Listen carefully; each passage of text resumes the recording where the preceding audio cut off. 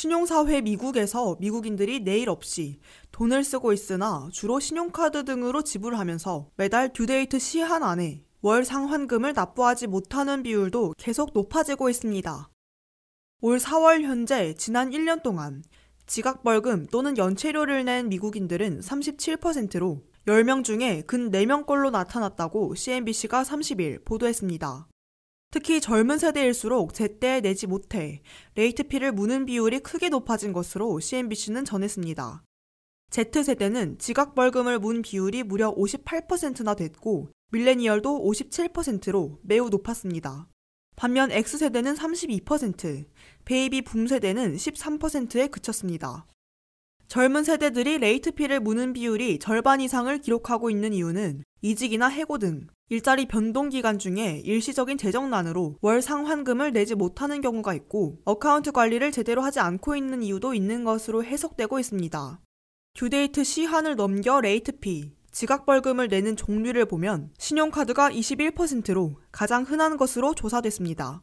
신용카드들의 평균 지각벌금은 건당 $32로 은행들이 1년에 140억 달러 이상의 수입을 올리고 있습니다.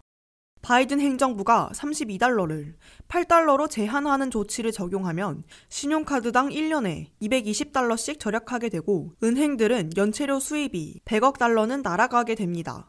이어 전기나 천연가스, 상하수도를 비롯한 유틸리티 빌에서 지각벌금을 문 비율은 10%였습니다.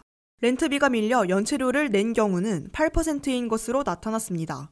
미국에서는 대략 30일 이상 연체되면 해당 채권사들이 크레딧 관리 회사에 보고하게 되고 한 번 보고돼 기록에 오르면 90일 이상 지속되는 최악의 경우 신용점수가 한꺼번에 100점이나 폭락하게 됩니다.